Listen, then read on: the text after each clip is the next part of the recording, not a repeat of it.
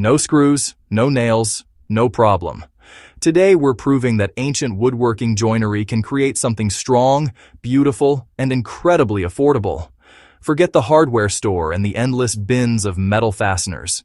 We're building a sturdy, functional table for under $100 using nothing but wood. It's a challenge that pits timeless craftsmanship against modern convenience, and I'll walk you through every step. Let's get started. The foundation of this project is affordability. I started with a stack of standard pine boards from a local big box store. Nothing fancy. The real magic comes from the tools. You don't need a massive workshop, just a few reliable hand tools. A sharp chisel is your best friend, along with a trusty mallet, a decent handsaw, and a marking gauge for precision. We'll also use some scrap wood to create our own dowels and wedges, which are the secret keys to locking this whole thing together. With our materials ready, the most critical phase begins: preparation and layout. Every successful joinery project starts with square and true lumber.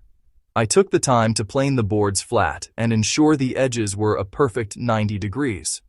Remember the old saying, measure twice, cut once. Here, it's more like scribe once, cut perfectly. Using a marking gauge, I'm laying out all my joints directly on the wood. These lines aren't just guides, they are the absolute boundaries for every cut we make. Precision here prevents headaches later. The heart of this table is the mortise-and-tenon joint. It's a classic for a reason. We cut a rectangular hole, the mortise, into one piece of wood and a corresponding tongue, the tenon, on the end of another. For the mortise, I drill out the bulk of the waste and then use my chisel to pare the walls clean and square.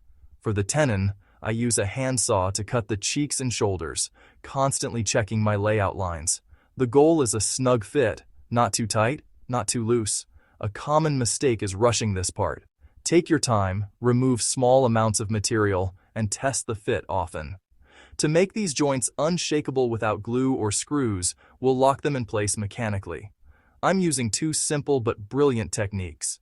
First, the wedged through-tenon. The tenon passes all the way through the mortise, and we drive small wooden wedges into saw curves at the end. This flares the tenon, locking it permanently. Second, we have the pinned joint.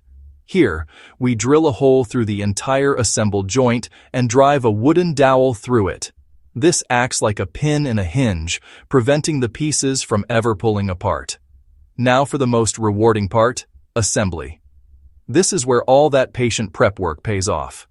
The legs connect to the aprons, the stretchers lock the base together, and each joint comes home with a satisfying, solid thud. There's no sound quite like it. It's the sound of precision. You can feel the friction and the perfect fit as the pieces slide together. The final step is attaching the tabletop, which connects to the base using its own set of cleverly designed joints that allow for wood movement. The entire frame becomes one solid, interconnected structure. But is it strong? Time for the moment of truth. First, the shake test. I'm putting my full weight into it, and it doesn't budge. The joints are rock solid. Next, the heavy load challenge. This stack of books weighs a ton, but the table takes it without any sign of stress or wobble.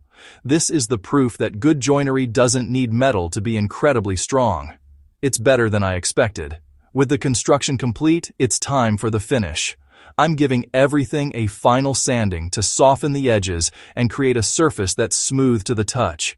To protect the wood and bring out the natural beauty of the grain, I'm applying a simple, non-toxic oil and wax finish. It's easy to apply and really makes the character of the wood shine through, especially at the joints.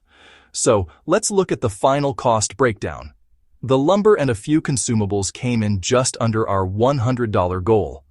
What we have is a testament to the idea that you can achieve high craft value with low material cost. You're not paying for hardware, you're investing your time and skill to create something truly unique and lasting. I hope this inspires you to try it yourself. What would you build without any screws or nails? Drop your no-fastener project ideas in the comments below.